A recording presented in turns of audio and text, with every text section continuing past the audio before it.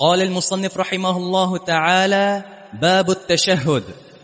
عن عبد الله بن مسعود رضي الله عنه قال: علمني رسول الله صلى الله عليه وسلم التشهد كفي بين كفيه كما يعلمني السورة من القرآن: التحيات لله والصلوات والطيبات، السلام عليك أيها النبي ورحمة الله وبركاته، السلام علينا وعلى عباد الله الصالحين، أشهد أن لا إله إلا الله وأشهد أن محمدا عبده ورسوله.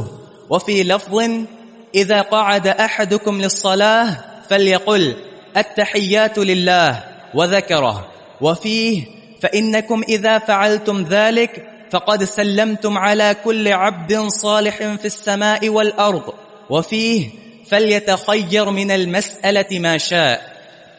باب التشہد. تشہد کا اصل معنی اشہد ان لا الہ الا اللہ و اشہد ان محمد الرسول اللہ کہنا ہے، یعنی دو گواہیاں دینا، اللہ تعالیٰ کی توحید کی اور محمد صلی اللہ علیہ وسلم کی رسالت کی. یہ اصل معنی ہے تشہد کا. یہاں تشہد سے مقصود نماز کے قاعدہ میں، نماز کے جلسہ میں التحیات للہ والصلوات والطیبات الی آخرہ یہ پڑھنا، یہ تشہد ہے. یہاں یہ معنی مقصود اور مراد ہے، اور اس میں بہت سے محاسن آپ آگے پڑھیں گے اور سنیں گے. رسول کریم صلی اللہ علیہ وسلم کی تشہد کی کیفیت کیا تھی اور تشہد آپ کس مقام پر پڑھا کرتے تھے. راوی جناب عبداللہ بن مسعود رضی اللہ عنہ ہیں، انہیں خاص طور پہ رسول اللہ صلی اللہ علیہ وسلم نے تشہد کی تعلیم دی تھی. فرماتے ہیں کہ علمنی رسول اللہ صلی اللہ علیہ وسلم التشہد، مجھے تعلیم دی، سکھایا رسول اللہ صلی اللہ علیہ وسلم نے التشہد، تشہد کی تعلیم دی. کفی بین کفیہ، تعلیم دیتے ہوئے میرا ہاتھ آپ کے دو ہاتھوں کے بیچ میں تھا، آپ نے اپنے دونوں ہاتھوں سے میرے ہاتھ کو پکڑا ہوا تھا. اذراہ شفقت، اذراہ محبت. بعض اوقات ایک شیخ اپنے طالب کے ہاتھ کو پکڑ لیتا ہے یا اس کے کندھے پر ہاتھ رکھ لیتا ہے، اس کے انتباہ کو حاصل کرنے کے لیے اور اس کی توجہ کو حاصل کرنے کے لیے. یہ کب ہوتا ہے؟ جب مسئلہ کو اہم ہو. چنانچہ یہ مسئلہ اہم تھا، رسول اللہ صلی اللہ علیہ وسلم تشہد کی تعلیم دے رہے تھے تو آپ کے دونوں ہاتھوں میں جناب ابن مسعود کا ہاتھ تھا. امام بخاری نے اس حدیث پر ایک باب قائم کیا ہے جس سے بعض لوگوں کو دھوکہ ہوا. باب یہ المصافحۃ بالیدین، دو ہاتھوں سے مصافحہ، اور یہ حدیث ذکر کی. تو اس سے بعض لوگوں نے استدلال کیا کہ مصافحہ دو ہاتھوں سے. وہ امام بخاری کے مقصود کو نہیں سمجھے. امام بخاری کا مقصود یہاں پر مصافحہ نہیں ہے. مصافحہ ہتھیلی کو، صفع ہتھیلی کو بولتے ہیں، یعنی کوئی شخص اپنے دونوں ہاتھوں میں کسی کے ہاتھ کو پکڑ لے، دونوں ہتھیلیوں میں کسی کے ہاتھ کو لے لے، اپنے شاگرد کے یا اپنے بیٹے کے، اس کو تعلیم دیتے ہوئے، اس کو سکھاتے ہوئے. تو یہ جائز ہے یا نہیں؟ یہ امام بخاری کا مقصود. گویا مصافحے کی دو قسمیں ہو گئی. ایک مصافحہ عند التعلیم ہے، تعلیم دیتے ہوئے. ایک مصافحہ عند اللقاء، ملاقات کے وقت. اس حدیث میں عند اللقاء مصافحے کا ذکر نہیں ہے، عند التعلیم مصافحے کا ذکر. تو اس سے دو ہاتھوں سے مصافحے کا جواز قطعاً ثابت نہیں ہو رہا. آپ حدیث کے مفہوم پر غور کر لیں کہ علمنی رسول اللہ صلی اللہ علیہ وسلم تشہد، مجھے رسول اللہ صلی اللہ علیہ وسلم تشہد کی تعلیم دی اور میرا ہاتھ آپ کے دو ہاتھوں میں تھا. یعنی اذراہ شفقت آپ نے میرے ہاتھ کو تھاما ہوا تھا. جس عبداللہ بن عمر کی روایت ہے کہ رسول اللہ صلی اللہ علیہ وسلم میرے کندھے کو پکڑا اور فرمایا کہ کن فی الدنیا کا انک غریب و عابر سبیل، کہ عبداللہ دنیا میں اس طرح رہو کہ گویا تم اجنبی ہو یا راستے کو عبور کر رہے. تو راستے کو عبور کرنے والا وہ راستے کا مالک نہیں ہوتا اور مستقل ڈیرے نہیں ڈال لیتا وہاں. اس طرح دنیا کو مستقل ٹھکانہ نہیں ہے بلکہ ایک عارضی، یہ گزرگاہ ہے. اس طرح اس کو قرار دو. تو رسول کریم صلی اللہ علیہ وسلم اس طرح بعض اوقات صحابہ کی توجہ اور انتباہ حاصل کرنے کے لیے فرمایا کرتے تھے. تو یہ مصافحہ یعنی ہاتھ کو پکڑنا برائے مسافہ نہیں تھا جو عند اللقاء ہوتا ہے، جو عند الملاقات ہوتا ہے، بلکہ یہ برائے تعلیم تھا، اپنے شاگرد کی توجہ سمیٹنے کے لیے۔ عبداللہ بن مسعود فرماتے ہیں کہ علمنی رسول اللہ صلی اللہ علیہ وسلم التشہد، مجھے رسول اللہ صلی اللہ علیہ وسلم تشہد کی تعلیم دی، کفی بین کفیہ، میرا ہاتھ آپ کے دو ہاتھوں کے بیچ میں تھا، کما یعلمنی سورۃ من القرآن، اور مجھے اس طرح تشہد کی تعلیم دی جیسے قرآن کی کسی سورت کی تعلیم دے رہے ہیں۔ اس سے مقصود یہ ہے کہ جس طرح قرآن کی صورتیں آپ یاد کرتے ہیں اور ایک حرف کی کمی بیشی جائز نہیں ہے، اس طرح تشہد کی یہ عبارت جو ہے یہ قرآن کی صورت کی مانند ہے، اس کو صحیح اور ٹھیک ٹھیک یاد کرو، اس میں ایک حرف کی کمی بیشی کی گنجائش نہیں۔ جو صیغہ، جو عبارت احادیث سے ثابت ہے وہ آپ اچھی طرح حفظ کر لیں، جیسے آپ قرآن کو حفظ کرتے ہیں، اس میں ایک زبر زیر کی تبدیلی بھی جائز نہیں ہے۔ اس طرح تشہد بھی قرآن پاک کی صورت کی مانند ہے، اس کو مکمل صحیح اتقان کے ساتھ حفظ کرنا ضروری ہے، اور اس میں ایک زبر زیر، ایک حرف کی تبدیلی بھی جائز نہیں۔ اسی لیے ایک شخص نے ایک موقع پر عبداللہ بن مسعود رضی اللہ عنہ کو تشہد سنایا تو شہادتین کو یوں پڑھ گیا، اشہد ان لا الہ الا اللہ وحدہ لا شریک لہ، یہ وحدہ لا شریک لہ کے الفاظ کا اضافہ کر دی، حالانکہ یہ توحید کی تاکید ہے اور بڑے قیمتی الفاظ ہیں، مگر جناب عبداللہ نے فرمایا کہ ما ھکذا علمنا رسول اللہ صلی اللہ علیہ وسلم، ہمیں اس طرح اللہ کے پیغمبر نے تعلیم نہیں دی، اس طرح نہیں سکھایا، بلکہ اشہد ان لا الہ الا اللہ واشہد ان محمد عبدہ ورسولہ، یہاں وحدہ لا شریک لہ کے الفاظ نہیں۔ یہ صحابہ تنبیہ کیا کرتے تھے جو الفاظ اللہ کے نبی سے ثابت ہیں ان میں کمی بیشی کی گنجائش نہیں۔ جناب عبداللہ بن عمر کی مجلس میں ایک شخص کو چھینک آئی، اس نے الحمدللہ کہا اور ساتھ یہ کہہ دیا الحمدللہ والصلاۃ والسلام علی رسول اللہ۔ کیا کیا اس نے؟ اچھا کام ہی تو کیا، درود پڑھا، آپ پر سلام بھیجا، مگر جناب عبداللہ نے فرمایا کہ ما ھکذا علمنا رسول اللہ صلی اللہ علیہ وسلم، اس موقع پر درود پڑھنا اللہ کے پیغمبر کی تعلیم سے ثابت نہیں۔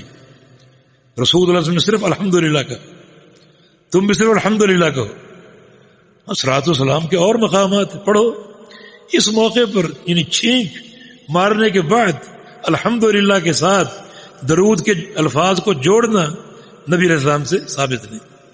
یہ صحابہ کرام کا منہج اور نبی علیہ السلام کی تعلیمات کے تعلق سے ان کی شدت اور ان کی سختی۔ اب تشہد کیا ہے؟ التحیات للہ والصلوات للہ والطیبات، للہ کے لفظ بعد احادیث میں نہیں ہیں، التحیات للہ والصلوات والطیبات۔ التحیات کا معنی ہر عمدہ قول، تحیہ کی جمع، ہر عمدہ قول، ہر عمدہ بات، اچھی بات کس کے لیے ہے؟ للہ، اللہ تعالیٰ کے لیے۔ والصلوات، صلوات، صلاۃ کی جمع ہے، صلاۃ کا معنی نماز، اور چونکہ نماز ایک بدنی عبادت ہے اس لیے والصلوات کا معنی آپ یہ بھی کر سکتے ہیں کہ تمام بدنی عبادتیں، التحیات و تمام قولی عبادتیں، والصلوات اور تمام بدنی عبادتیں، اور والطیبات ہر عمدہ چیز، وہ قول ہو، عمل ہو، صفت ہو، فعل ہو، ہر عمدہ چیز کس کے لیے ہے؟ للہ، اللہ تعالیٰ کے لیے۔ یہ ایک عظیم عقیدے کا اظہار ہے۔ اللہ کے پیارے پیغمبر کو بھی اس عقیدے کے اظہار کی تلقین کی گئی، قل ان صلاتی و نسکی و محیای و مماتی للہ رب العالمین، اے پیغمبر کہہ دیجئے بے شک میری نمازیں یعنی میری بدنی عبادتیں، و نسکی میری قربانی یعنی میری مالی عبادتیں۔ عبادتیں دو ہی طرح کی، بدنی یا مالی، ساری باتیں آگے، پھر بھی کچھ باقی بچا ہو تو کہہ دو تو محیای میری پوری زندگی، اب کیا باقی بچا؟ پھر بھی کچھ بچا ہو تو کہہ دو وہ مماتی، اور میری موت بھی کس کے لیے؟ للہ رب العالمین، اللہ رب العالمین کے لیے، لا شریک لہ، جس کا کوئی شریک نہیں۔ اور یہ عقیدہ میرا کیوں ہے؟ یہ عقیدہ میں نے کوئی ذوق سے حاصل نہیں کیا، کوئی ذوقی عقیدہ نہیں. وَبِذَلِكَ أُمِرْتُ، اس عقیدے کو اپنانے کے مجھے اللہ نے آرڈر دیا. یہ میرے رب کا حکم ہے، اس کی تعمیل ضروری. جب رب کا حکم ہے پھر یہی عقیدہ پسندیدہ ہے، اس کے سوا سارے عقیدے باطل. تو بالکل تشہد کی یہ تعلیم، نبی علیہ السلام کا یہ جو اعلان، اظہار عقیدہ، قل ان صلاتی و نسکی، دونوں کا ایک ہی معنی ہے. السلام علیکہ ایھا النبی ورحمۃ اللہ وبرکاتہ، سلام ہو تجھ پر اے نبی، رحمت اللہ اور اللہ کی رحمت ہو، وبرکاتہ اور اس کی برکات ہو. ایھا النبی کا معنی یہ نہیں ہے کہ نبی علیہ السلام سن رہے ہیں. یہاں مخاطب کا صیغہ ایھا النبی، اے نبی، کیوں اختیار کیا گیا، کیوں استعمال کیا گیا؟ ایک تو اللہ کا امر ہے، اس کی امر کی اتباع ہے. دوسرا محمد الرسول اللہ صلی اللہ علیہ وسلم، محبت کے اعتبار سے، رسالت کے اعتبار سے، اطاعت کے اعتبار سے اور پیار کے اعتبار سے ہر وقت ہمارے دل میں بستے ہیں. ایک لحظہ بھی ہم اپنے پیارے رسول کو اپنے دل سے جدا نہیں کر سکتے. تو ایھا النبی، اے نبی، جو ہمارے اتنا قریب ہے کہ دل میں بستا ہے. نبی سن نہیں رہا، کیونکہ جو شخص اس دنیا فانی سے کوچ کر جائے اور اس کی وفات واقع ہو جائے، وہ کوئی چیز نہیں سن سکتا جب تک اللہ تعالیٰ کچھ سنانا نہ چاہے. اللہ کچھ سنانا چاہے تو سنا سکتا ہے، تو اس میں نبی کی تخصیص نہیں ہے، جس کو چاہے سنا دے. اللہ تعالیٰ نے ابو جہل کو اور اس کے جو حواریین بدر میں مارے گئے تھے ان کو سنا دیا نبی علیہ السلام کی باتیں. تو اللہ کچھ سنانا چاہے تو سنانے پر قادر، لیکن فوت شدہ لوگ دنیا سے کٹ جاتے ہیں اور دنیا کی کوئی بات، کوئی چیز وہ سننے کی قدرت نہیں رکھتی. السلام علینا وعلی عباد اللہ الصالحین، سلامتی ہو ہم پر، وعلی عباد اللہ اور اللہ کے بندوں پر، الصالحین جو نیک ہیں. یہ سلامتی کی دعا، عقیدے کی سلامتی، زندگی کی سلامتی، اہل و عیال کی سلامتی، مال کی سلامتی، بڑی جامع دعا، بڑی جامع دعا. علماء سلف میں سے کسی کا قول ہے کہ بندہ جب نماز میں یہ دعا کرتا ہے تو یہ دعا جو ہے چونکہ تمام صالحین کو پہنچتی ہے، آگے حدیث آ رہی، تو اس دعا کو لینے کے لیے صالح بن جاؤ، نیک بن جاؤ. دنیا میں کروڑ ہا لوگ نماز پڑھتے اور یہ دعا مانگتے، ان کی دعا اگر لینی ہے کہ مجھ تک وہ دعا پہنچ جائے اور اس دعا کی تاثیر مجھے حاصل ہو جائے تو صالح بن جاؤ. یہ ایک بڑا عظیم تحفہ شریعت کا. کروڑ ہا لوگ نماز پڑھتے، فرشتے پڑھ رہے ہیں اوپر اور یہ تشہد پڑھ رہے ہیں. تو اگر آپ صالح ہیں تو یہ دعا آپ کو پہنچے گی، آپ کو حاصل ہوگی. صالح بننے کے لیے کیا کرنا پڑے گا؟ 2 شرطیں ہیں، بس 2 کام کرنے پڑیں گے. ہر نیک عمل اخلاص کے ساتھ اور رسول کریم صلی اللہ علیہ وسلم کی سنت کی مطابقت کے ساتھ. جس شخص میں یہ 2 خوبیاں پیدا ہو جائیں، وہ نیک اعمال کو اختیار کر لے اور نیک اعمال کو ان 2 چیزوں پر قائم کر لے. ایک اخلاص، ریاکاری سے دور، اور دوسرا نبی علیہ السلام کی سنت کی اتباع، وہ صالح ہے. اب فرشتہ نماز پڑھ رہا ہے، کوئی بندہ نماز پڑھ رہا ہے، کہیں مشرق میں، مغرب میں، بیت اللہ میں، مسجد نبوی میں یہ دعا مانگ رہا ہے، اگر آپ صالح ہیں تو یہ دعا آپ کو پہنچ رہی. شریعت بڑی بابرکت، بڑی بابرکت، بڑے تحفے، بڑے اللہ رب العزت کی طرف سے وسعتیں اور سماحتیں دی گئی ہیں اس شریعت کے ذریعے، اگر ہم صحیح معنی میں شریعت کی پابندی کرنے والے بن جائیں. یا رب اغفر لی ولوالدی وللمؤمنین یوم یقوم الحساب. تشہد میں یہ دعا پڑھتے ہیں، کیا معنی ہے اس کا؟ یا اللہ مجھے معاف کر دے، میرے ماں باپ کو معاف کر دے اور سارے مومنین کو معاف کر دے، تمام مومنین. یہ دعا آپ تمام مومنین کے لیے کر رہے ہیں. وہ مومنین جو پیدا ہو کے فوت ہو چکے ان کے لیے بھی، وہ مومنین جو آج موجود ہیں، اور وہ مومن بھی جو قیامت تک پیدا ہوں گے.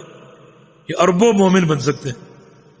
اور نبی علیہ السلام کی ایک حدیث ہے، من استغفر للمؤمنین، جو مؤمنین کے لیے استغفار کرتا ہے اللہ تعالیٰ ہر مومن کے بدلے اعطاہ بکل مؤمن ومؤمنۃ حسنہ، اللہ ہر مومن مرد کے بدلے، ہر مومن عورت کے بدلے اسے ایک نیکی عطا فرمائے۔ استغفار کس کے لیے؟ مومنین کے لیے۔ مومنین کتنے ہیں؟ اربوں اربوں نیکیاں کما سکتے ہیں جب بھی آپ نماز پڑھیں، تشہد پڑھیں اور دعا کریں مومنین کے لیے، یعنی ان نیکیوں کو جمع کرتے کرتے آپ کے کمپیوٹر فیل ہو جائیں گے۔ یہ برکات ہیں شریعت کی، اللہ کا ثواب، اس کو لوٹو اور اس کو حاصل کرو۔ اشہد ان لا الہ الا اللہ واشہد ان محمد عبدہ ورسولہ، میں گواہی دیتا ہوں کہ کوئی معبود حق نہیں سوائے اللہ تعالیٰ کے، اور میں گواہی دیتا ہوں ان محمد عبدہ ورسولہ، کہ محمد صلی اللہ علیہ وسلم اللہ کے بندے اور اس کے رسول ہیں۔ وفی لفظ اذا قعد احدکم للصلاۃ فلیقل، جب تم میں سے کوئی شخص بیٹھے نماز کے لیے، نماز میں 4 رکعت کی نماز ہو تو 2 دفعہ بیٹھنا ہوتا ہے، تشہد اول اور تشہد اخیر، دونوں میں یہ التحیات پڑھنا ضروری ہے۔ بذکرہ، آپ نے پورے التحیات کا ذکر کیا۔ وفیہ فإنکم اذا فعلتم ذلک فقد سلمتم علی کل عبد صالح فی السماء والارض، جب آپ نے تشہد پڑھ لیا تو گویا آپ نے سلام کہا، سلام کی دعا کر ڈالی۔ کس کے لیے؟ علی کل عبد صالح، ہر نیک بندے کے لیے، فی السماء، خواہ وہ آسمانوں میں ہو، والارض، خواہ وہ زمینوں میں ہو، فرشتوں کے لیے، انسانوں کے لیے، جنوں کے لیے، جو بھی صالحین ہیں ان سب کے لیے دعا کر دیا۔ تو یہ دعا، اس کا بڑا اثر ہے۔ ایک بندہ اگر صالح ہے تو یقیناً اس دعا کی تاثیر اس کو حاصل ہوگی اللہ کی توفیق سے۔ وفیہ، اور اس میں یہ الفاظ بھی ہیں، فلیتخیر من المسألۃ ما شاء، اس کے بعد وہ چھانٹ چھانٹ کر دعائیں کرے۔ فلیتخیر، وہ چھانٹے اور اچھی جو دعائیں ہیں وہ اپنے ذہن میں لائے اور اللہ تعالیٰ سے مانگے۔ یہ قبولیت کا وقت ہے۔ آپ نے التحیات پڑھ لیا اور ایک عظیم عقیدے کا اعتراف کر لیا، اور آگے حدیث آ رہی ہے، نبی علیہ السلام پر درود بھی بھیج دیا۔